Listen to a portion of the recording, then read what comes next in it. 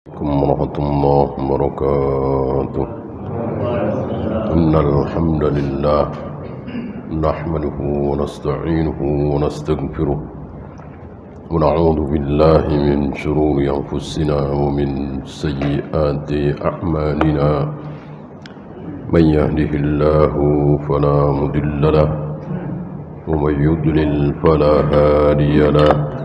أشهد أن لا إله إلا الله وحده لا شريك له وأشهد أن محمدا عبده ورسوله وبعد. Kita sampai sebuah kalimat dari para a'immah, man lam yasa'hu ma wasa'a as-sahabata wat-tabi'in fala wasa'a Allahu alaihi. Barang siapa yang tidak merasa cukup, merasa puas, padahal para sahabat, para tabi'in puas dengan hal tersebut, maka Allah tidak akan membuat dia puas. Para sahabat, para tabi'in puas, terima, sami'na wa ata'na terhadap seluruh keterangan dalam Al-Quran dan Sunnah tentang Allah. Allah membolak-balikkan hati manusia dengan dua jarinya. Selesai. Para sahabat, para tabi'in selesai mendengar ucapan ini. Allah menghadapkan wajahnya ke wajah orang yang sedang salat. Selesai. Puas para sahabat, para tabi'in, puas. Sami'na wa ata'na terhadap berita itu.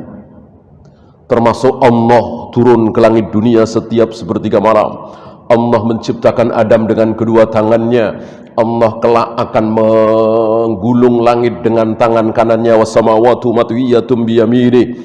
Allah akan menghentikan geraman jahanam dengan telapak kakinya. Ini semua ayat dan hadis. Dan mereka semua diam, puas. Datang 100 tahun setelah Nabi wafat, orang-orang yang tidak puas. Digali, dikorek, dibahas. Apa maksud Allah menghadapkan wajahnya ke wajah orang yang sedang sholat? Apa maksud Allah turun ke langit dunia setiap sepertiga malam? Apa maksud Allah bersemayam di atas arsy? Apa maksud Allah membolak-balikkan hati manusia dengan dua jarinya?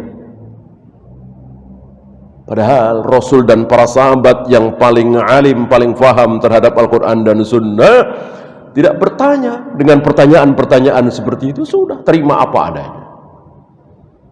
Allah Maha Gaib. Sedangkan malaikat saja kita tidak bisa menalar.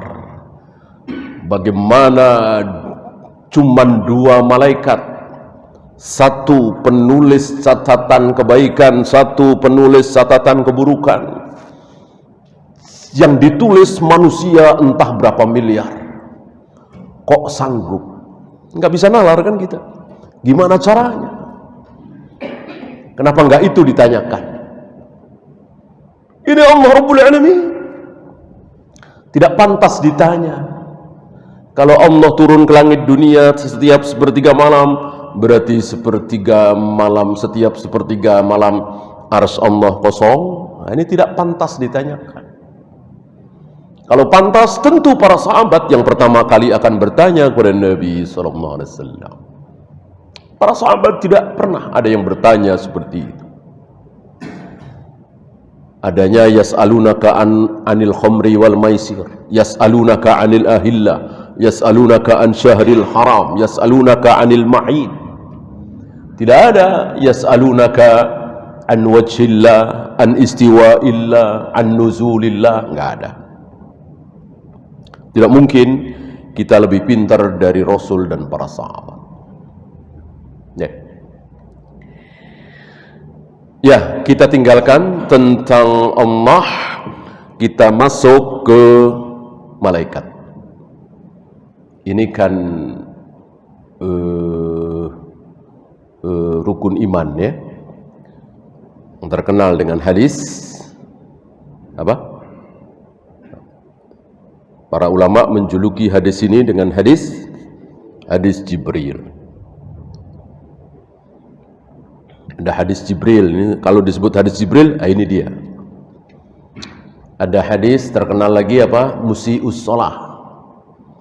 Orang yang sholatnya salah terus 3 kali sholat, 3 kali pula Nabi mengatakan, "Salli fa innaka lam tusalli."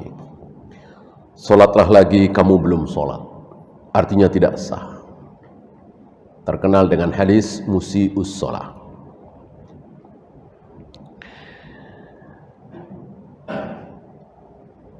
Bada'a bil malaikati qabla ar-rusul wal kutub.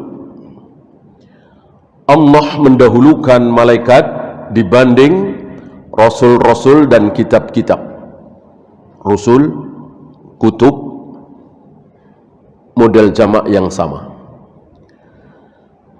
Sementara mufradnya berbeda, rasulun, kitabun, bukan kitubun, ya kan? Rasulun, bukan rosalun, kan? Mufradnya berbeda, jamaknya sama, rusul, kutub. Li'annahum alamun ghaibiyun.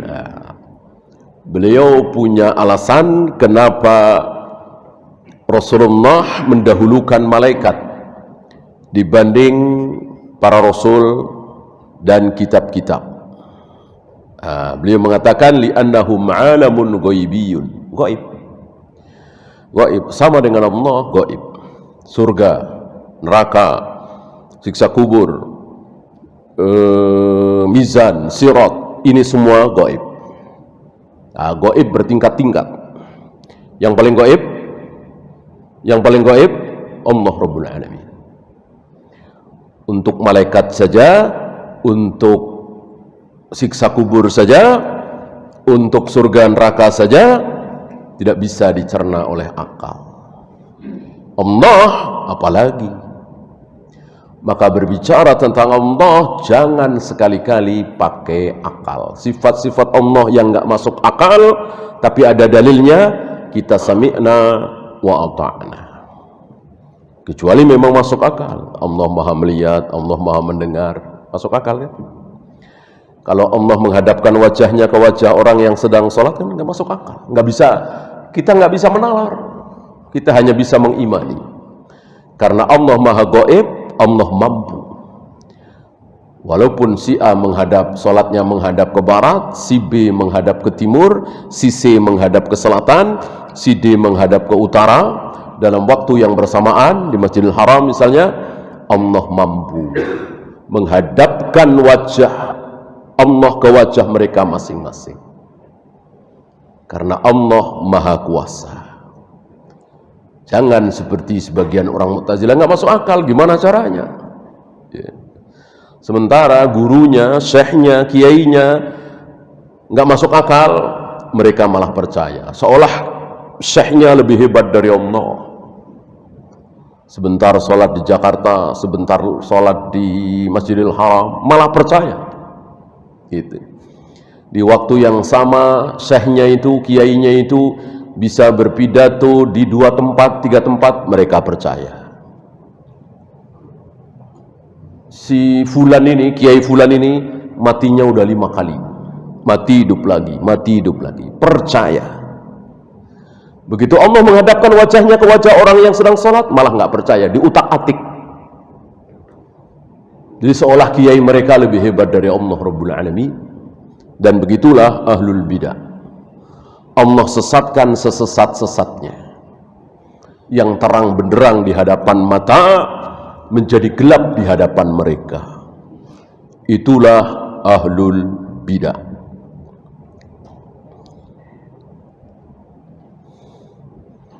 Amma ar-rusulu wal kutubu fa'alamun mahsusun. Adapun para nabi, para rasul, kitab-kitab ini hissiyah, bisa dilihat, bisa diraba, bisa didengar. Tidak seperti malaikat.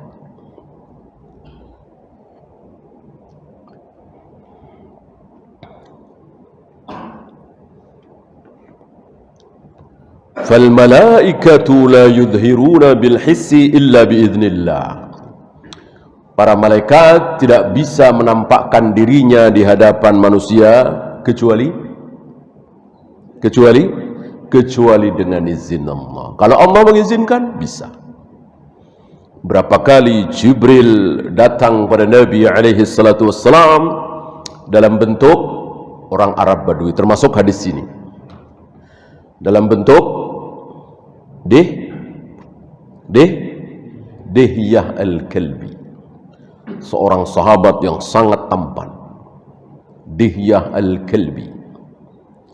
Waktu itu kita bahas Rasul sedang di rumah Aisyah, datang Jibril dalam bentuk Dihyah al-Kalbi, berbicara, ngobrol. Aisyah tidak jauh dari situ. Tidak lama Jibril meninggalkan Nabi alaihi salatu wassalam, kembali ke langit.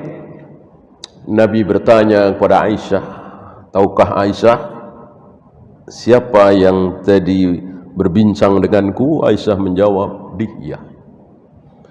Padahal Jibril ini ratusan kali, mungkin ribuan kali, tapi dengan izin Allah.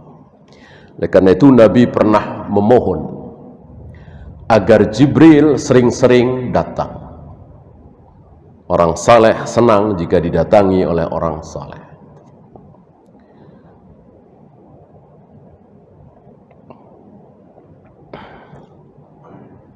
Nabi memohon kepada Jibril, kenapa engkau tidak sering-sering? Apalagi di awal-awal di awal-awal kenabian. Setahun 2 tahun beliau menjadi nabi. Jarang sekali. Beliau mendapatkan wahyu itu jarang sekali.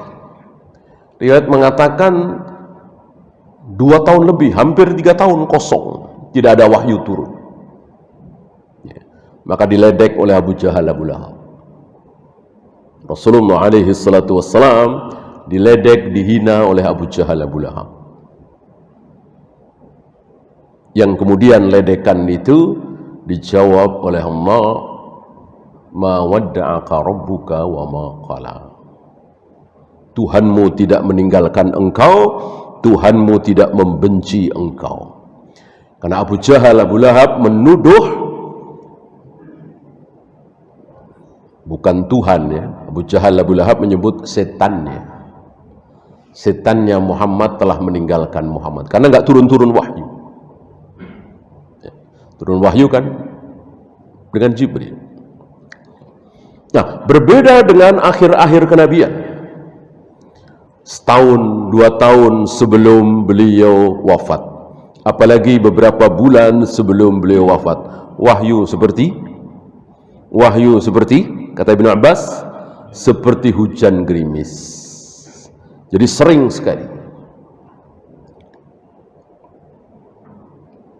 Nah, waktu itu Rasulullah memohon kepada Jibril untuk sering-sering datang. Apa jawab Jibril? Tidak bisa. Kami para malaikat hanya disuruh. Tanpa izin Allah, tidak mungkin malaikat bisa melakukan sesuatu. Bahkan melakukan perbuatan baik, nolong orang. Ada anak bayi umur 9 bulan, dia merangkak sendirian, mungkin ibunya lengah di pinggir jurang. Maukah malaikat nolong? Tidak mau. Nunggu perintah dari Allah. Kalau ada perintah dari Allah, ya mau. Kalau tidak ada, ya tidak mau. Inilah ketaatan malaikat. sempurna.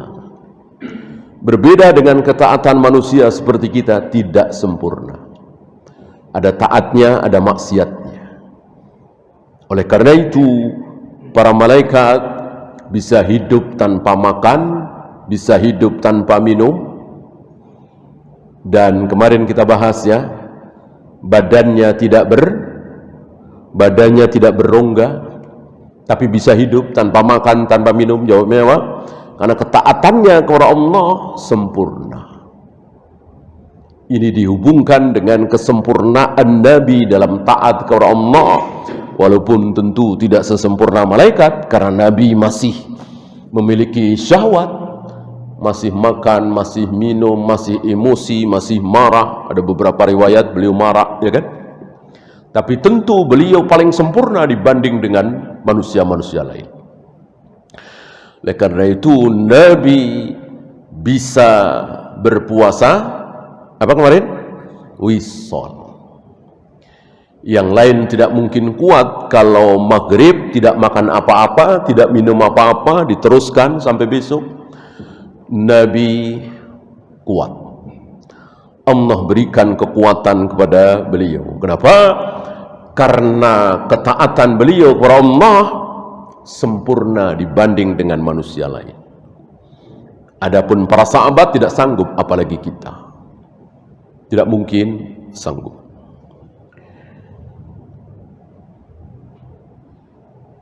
Kemudian Allah ciptakan para malaikat dari nur, cahaya. Wa qad khalaqallahu al-malaikata min nurin. Allah ciptakan malaikat itu dari cahaya. Kalau kita dari tanah. Maksud dari tanah itu siapa? Kita ini dari tanah? Tidak. Kita dari air mani ayah bertemu dengan air ibu. Air ayah bertemu dengan air ibu. Itu semua manusia. Yang dimaksud manusia dari tanah siapa? Adam. Hawa tidak. Hawa bukan dari tanah. Hawa dari min dila'in, dari tulang rusuk Adam. Dari tulang rusuk Adam. Allah pilihkan tulang rusuk yang paling bengkok, yang paling ujung.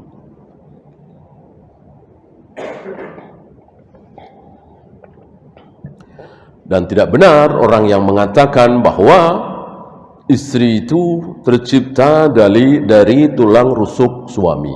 Betulkah? Salah. Yang benar, Hawa tercipta dari tulang rusuk Adam. Itu yang benar. Bukan istri tercipta dari tulang rusuk suami. Dan ada syubhat seperti itu ya. Jadi berjodoh karena tercipta dari tulang rusuknya, gitu. Lah kalau istrinya 2, tulang rusuknya berapa? 2 ambil.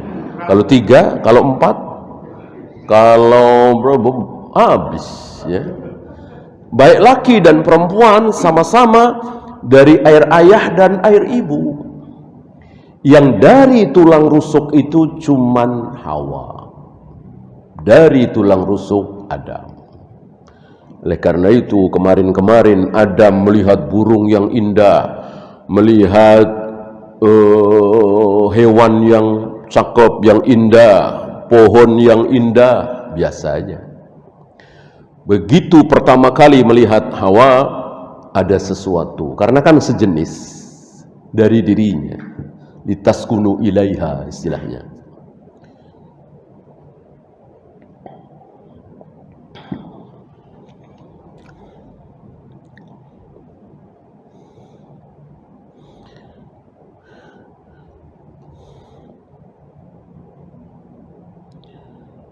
Kemudian wal imanu bil malaikati yatadammanu. Beriman kepada para malaikat ini meliputi yang pertama al imanu bi asma kemarin sudah kita bahas apa? Nama. Maka walaupun satu nama tapi ditolak, terancam kufur. Walaupun satu nama tetapi dia ngarang sendiri, terancam kufur. Atau berangkat dari hadis dhaif seperti Ridwan, Raqib, Atid. Ini kan tidak berdasarkan riwayat yang sahih. Yang sahih disebutkan oleh beliau Jibril, Mikail atau Mikala, Jibril atau Jibrail. Kemudian ada Israfil, ini ada pembahasan tersendiri. Kemudian Malik. Kemudian Munkar, Nakir. Itu yang sahih secara nama. Adapun Ridwan, Raqib, Atid. Raqib, Atid itu sifat ya. Sifat malaikat pencatat itu Raqib dan Atid. Selalu hadir dan selalu mengawasi. Bukan nama satu malaikat, tapi sifat dari malaikat pencatat. Ya. Selebihnya tidak ada nama kecuali istilah seperti Hamalatul Arsy. Ini kan bukan nama. Malaikat Hamalatul Arsy kan bukan nama, tapi satu tugas, satu kewajiban mereka 8 malaikat ini apa? Memikul arsy Allah. Ya. Kemudian malaikat maut. Malakul maut juga bukan nama. Israel kan tidak sahih juga, bahkan tidak ada hadisnya Israel. Adanya di Al-Ahdul Qadim, Al-Ahdul Jadid, perjanjian lama, perjanjian baru. Tidak ada di Al-Quran dan Sunnah istilah Israel.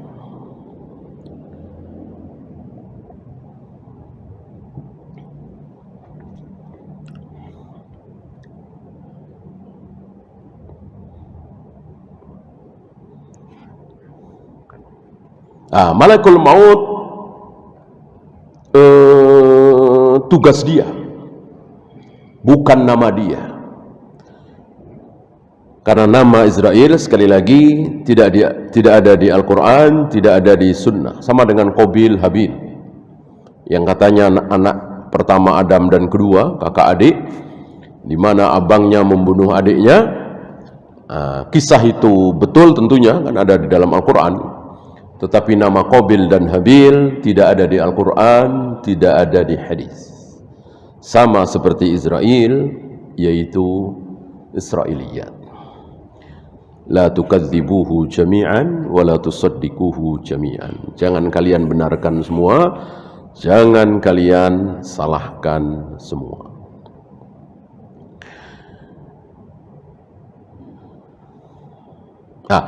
Nama-nama ini wajib kita imani sesuai dengan apa yang diajarkan oleh Nabi sallallahu alaihi wasallam. Sementara yang tidak diucapkan oleh Nabi tidak boleh kita pakai. Ini yang pertama ya, nama. Yang kedua, an-nu'mina bima lahum min a'malin. Mengimani bagaimana amal-amal mereka, kewajiban mereka, tugas-tugas mereka. Beliau contohkan 3, Jibril, Mikail, Israfil. Adapun Malik, Munkar, Nakir tidak dibawakan di sini. Kenapa? Karena berdasarkan doa Nabi, indama yastaftihu salatal lail, ketika beliau mengawali salatul lail dengan apa? Allahumma rabba Jibril wa Mikail wa Israfil. Munkar Nakir tidak disebut, Malik tidak disebut, Malaikat maut tidak disebut, yang disebut tiga: Jibril, Mikail, Israfil. Kenapa? Nah, karena tiga malaikat inilah yang menyebabkan kehidupan. Dengan perantara tiga malaikat ini maka muncul kehidupan. Seandainya tidak ada tiga malaikat ini, tanpa perantara tiga malaikat ini, tidak akan ada kehidupan, tidak ada manusia. Mari kita lihat. Pertama, Jibril. Seandainya tidak ada Jibril, berarti tidak ada wahyu. Antum bisa bayangkan seandainya tidak ada wahyu, apa yang terjadi di muka bumi. Seandainya tidak ada wahyu, seandainya Allah tidak menurunkan wahyu, nggak ada sholat, nggak ada saum, nggak ada takbir, nggak ada tasbih, nggak ada tauhid, nggak ada Ka'bah, nggak ada masjid. Itu semua kan berdasarkan perintah wahyu. Dengan turunnya wahyu, Ibrahim dan Ismail membangun Ka'bah, membangun Masjidil Aqsa. Dengan wahyu dibangunlah masjid-masjid. Dengan wahyu ada salat, ada saum. Zina haram, berjudi haram, riba haram. Dengan apa? Dengan wahyu. Antum bisa bayangkan seandainya tidak ada wahyu, manusia akan sama persis dengan binatang. Apa bedanya dengan binatang? Nggak ada halal, nggak ada haram, nggak ada ibadah. Bahkan Allah memberitahu kepada binatang itu secara langsung, tanpa wahyu dari Jibril. Berarti bisa dikatakan lebih buruk dari binatang. Maka Al-Quran katakan, ulaika kal an'am bal hum adall. Orang-orang kafir itu, yang tidak beriman itu, yang tidak pernah menyembah Allah itu, sama dengan binatang. Balhum adall, bahkan lebih sesat lagi, lebih buruk lagi. Orang-orang kafir. Bagaimana ada makhluk lebih buruk dari binatang, lalu kita hormati, lalu kita toleransi, tasamu, apalagi memuliakan mereka. Haram. Mereka lebih buruk dari binatang. Kalau mereka kelaparan, kita tolong kasih makan, boleh, bagus. Mereka kehausan, kita tolong dengan kasih minum, kasih uang, boleh, bagus.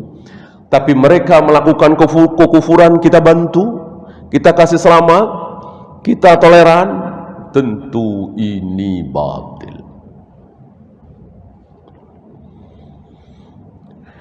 Inilah Jibril. Dengan Jibril turunlah wahyu. Dengan wahyu kita tahu sendiri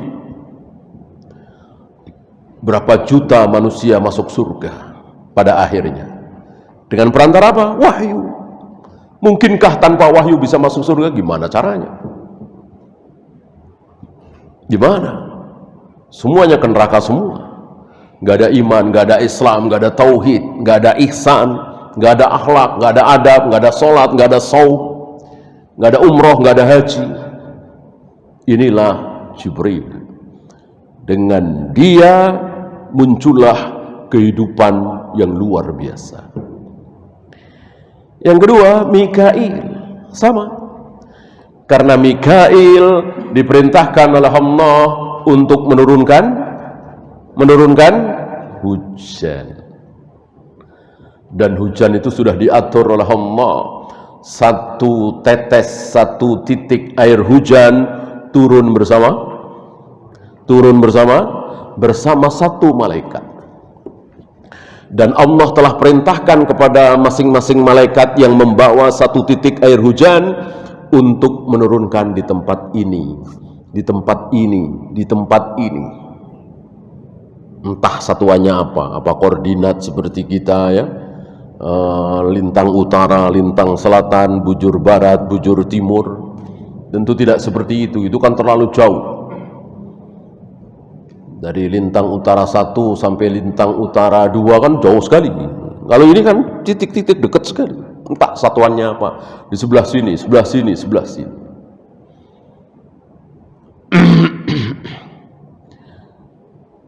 Dan wajib kita yakini bahwa hujan dengan kehendak Allah itu turun dengan perantara Mikail.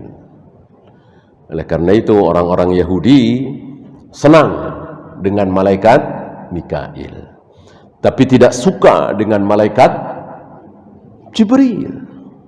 Kenapa? Karena Jibril datang kepada kami, kata orang Yahudi, nyuruh jihad. Yahudi kan terkenal penakut. Jihad harus berani, karena taruhannya nyawa, mengorbankan harta. Yahudi jauh dari sifat seperti ini. Maka kami benci Jibril, katanya. Luar biasa Yahudi, syariat itu suka-suka dia. Suka-suka dia aja. Kalau Mikail memang membawa hujan, mereka sukai. Kalau Jibril karena membawa wahyu, di dalam wahyu ada perintah jihad, jangan minum khamar, jangan berzina, jangan berjudi, mereka enggak suka. Inilah Yahudi.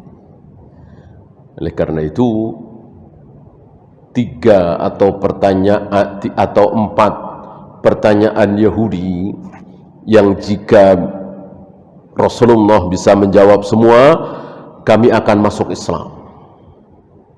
Mulailah bertanya, kenapa seorang anak kadang mirip ayahnya, kadang mirip ibunya? Dijawab oleh Nabi dengan benar, karena wahyu kan. Makanan pertama apa yang akan dihidangkan kepada penduduk surga? Begitu masuk surga, hidangan pertama apa? Dijawab oleh Nabi dengan benar. Kemudian tanda besar pertama, dekatnya hari kiamat. Dijawab oleh Nabi. Kemudian sifat tidur. Sifat tidur Nabi. Luar biasa Yahudi ya. Jangankan fisik Nabi, tidurnya Nabi saja mereka tahu. Apa sifat tidur Nabi? Beliau kalau tidur, yang tertidur, yang merem matanya, hatinya tidak. Bukan tidak pulas, bukan. Hati tidak tidur.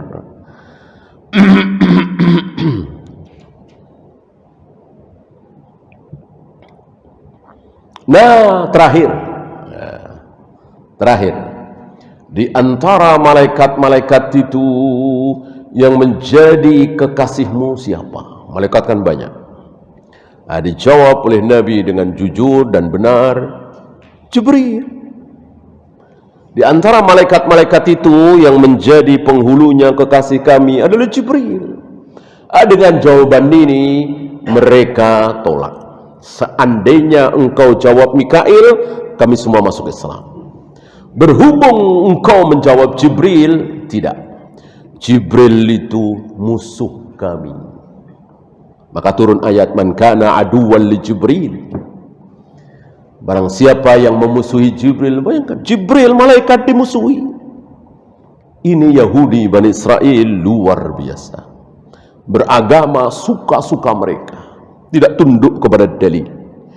Beda dengan para sahabat, tunduk setunduk-tunduknya terhadap dalil.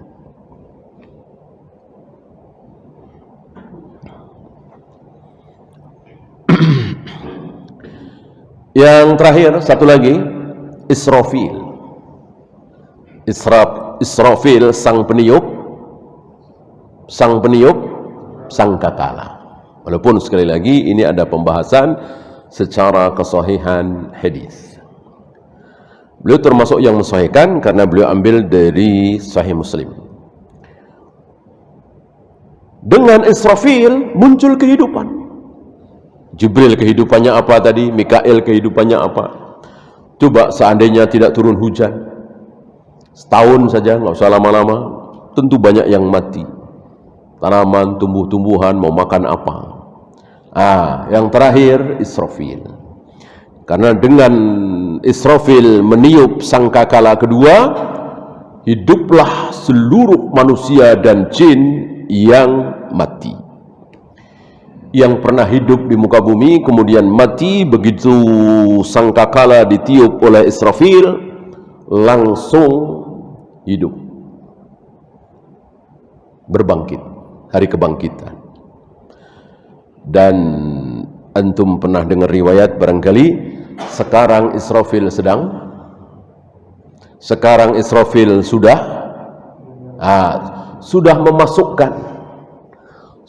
memasukkan ujung sangkakalanya itu di mulutnya. Ya, diriwayatkan dalam beberapa riwayat, pipinya sudah menggelembung, siap meniup, dahinya sudah berkenyit. Artinya, seperti tadi kita bahas, ketaatan malaikat itu betul-betul sempurna.